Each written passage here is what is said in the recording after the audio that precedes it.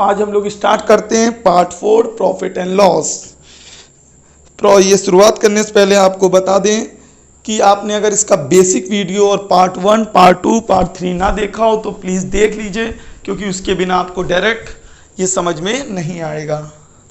और जैसा कि आपको बताया है, ये चल रहा है railway D group and state exam के लिए, तो इसमें बिल्कुल इजी क्वेश्चन हो रहे हैं। अगर आपको इससे हार्ड या अच्छे स्टैंडर्ड के क्वेश्चन करने हैं तो प्लेलिस्ट में जाइए, एसएससी और बैंक के लिए अलग से प्रॉफिट लॉस है, उसमें आपको अच्छा स्टैंडर्ड मिलेगा।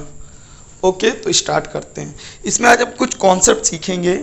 जैसे अगर हम आपसे कहें कि आप 40 वस्तुएं खरीद कर लाए, कितने रुपए की? 30 रुपए की। वही 40 वस्तुएं आपने बेच दी कितने रुपए में?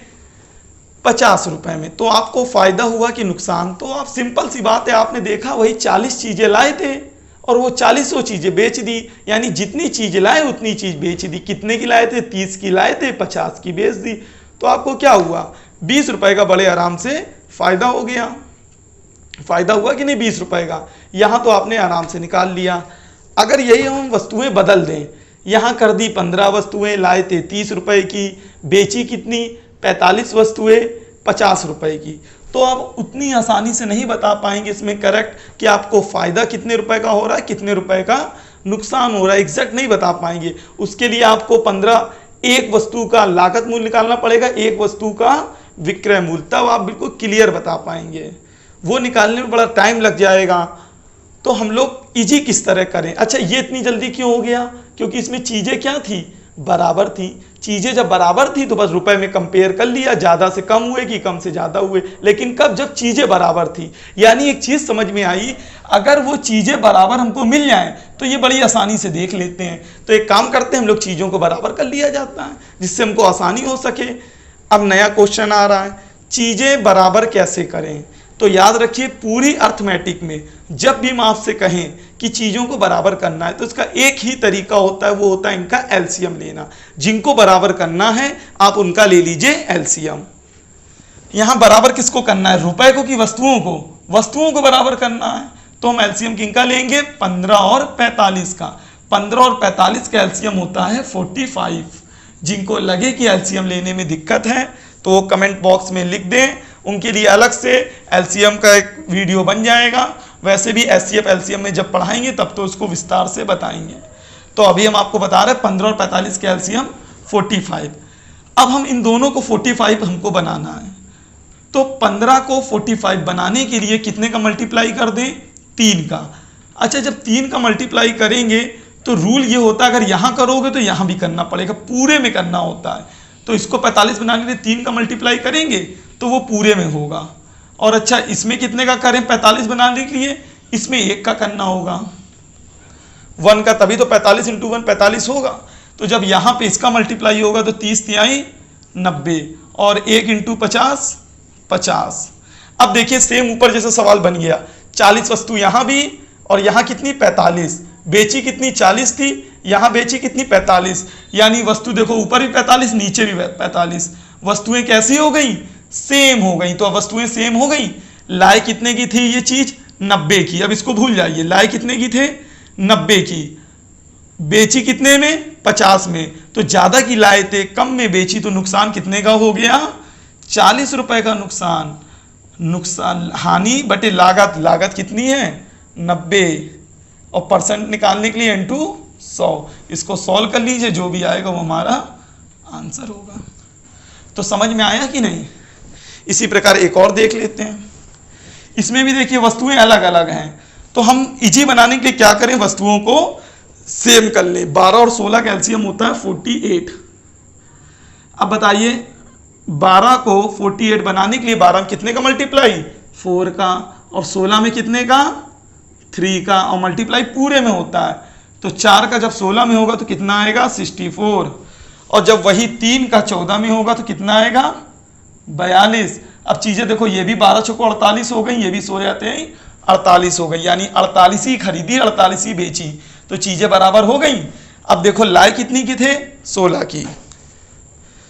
बेच कितने की दी? 42 की। तो क्या हो गया? नुकसान कितने का हो गया? 4 में 2 गया 2, 6 में 4 गया 2। 22 रुपए का नुकसान हुआ, लागत मेरी कितनी थी 64% लगाने के लिए इंटू 100, आंसर आ जाएगा। तो ये कॉन्सेप्ट आपको समझ में आया जब चीजें हमको बराबर करनी होती, क्योंकि बराबर करने से सवाल इजी हो जाता है। तो आइए इससे रिलेटेड देख लेते हैं किस प्रकार पेपर में क्वेश्चन पूछे जाते हैं।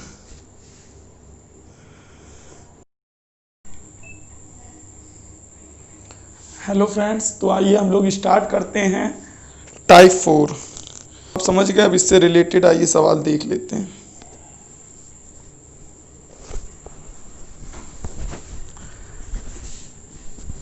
लिखा हुआ है कुछ वस्तुएं 5 रुपए में 6 के हिसाब से खरीदी क्या 5 रुपए में 6,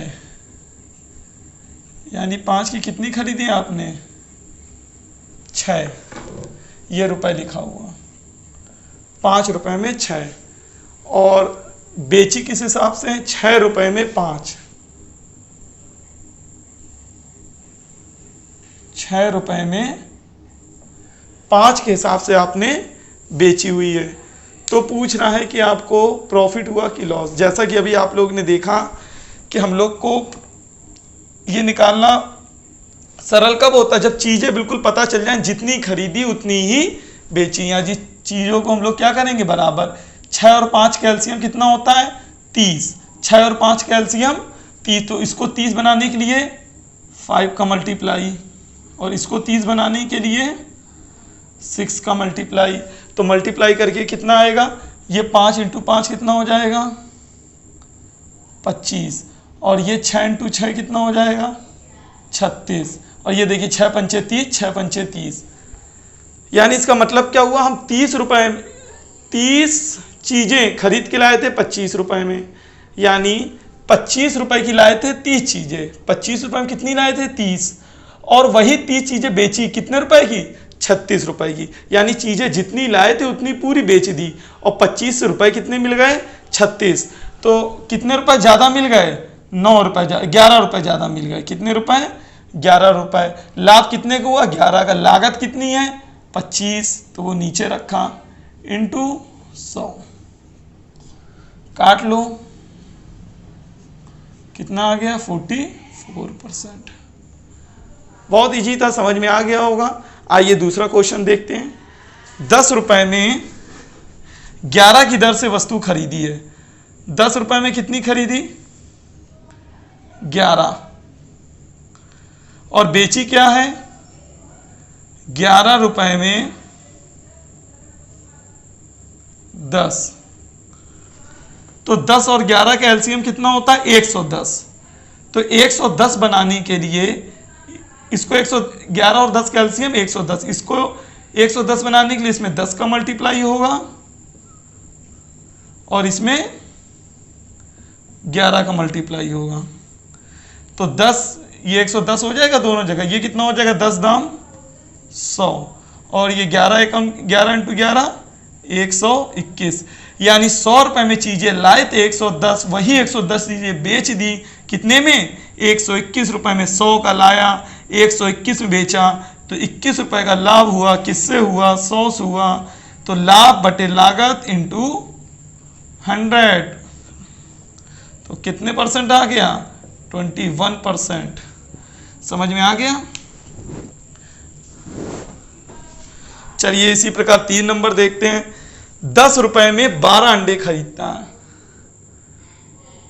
10 रुपए में अंडे कितने लेके आए हम लोग 12, और 20 रुपए में 16 की दर से बेचे, 20 रुपए में कितने बेचे 16, तो फिर ये निकालने के लिए क्या करें, पहले वस्तुओं को बराबर कर लें। 12 और 16 का एलसीएम कितना होता है 48, 12 16 का एलसीएम कितना 48, तो इसको 48 बनाने के लिए कितना मल्टीप्लाई 4 का, और इसको 48 बनाने के लिए 3 का मल्टीप्लाई, यानी ये भी 48 हो गया, ये भी 48, ये 4 दाम 40, 3 इंटू 20 60, यानी 48 चीजें लाए थे 40 रुपए की, वही पूरी 48 चीजें बेच दी 60 रुपए की, तो कितने रुपए कमा लिए 20 रुपए कमा लिए।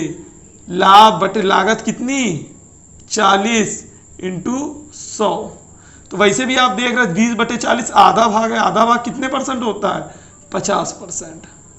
या इसको सॉल्व कर लीजिए, कितना आ जाएगा? 20 एकम 20, 20 दूनी 40, 2 से काटोगे 50 बार, 50% प्रॉफिट।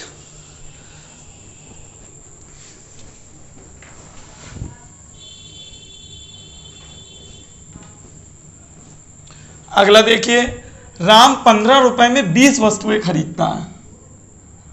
15 रुपए में कितनी खरीदता है? 20।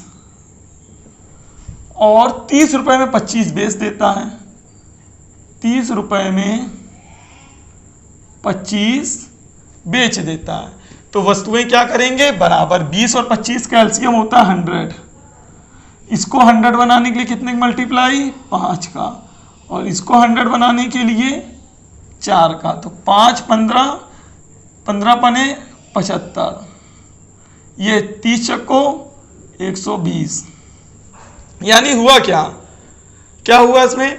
हम 20 पंचे 100 चीज ये भी बन गई, 25 चक्को 100 चीज ये भी बन गई। वही 100 चीज हम लाए थे 75 की, वही 100 चीज बेच दी 120 की, तो कितने रुपए कमा लिए? 25 10 35 10 45 रुपए कमाए। किससे कमाए? 75 से कमाए, इंटू 100% लगाने के लिए 25 तिहाई 75, 25 चक्को 100, 3 का 45, 15 बार, 15 चक्को 60% आंसर। समझ में आया कि नहीं आया? आ गया? चलिए ठीक है। ये इंपॉर्टेंट क्वेश्चन थे।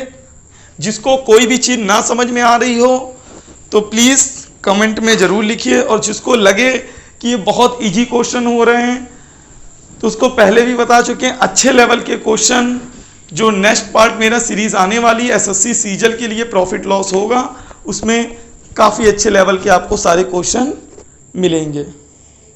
ओके, तो आज के लिए इतना ही रखते हैं।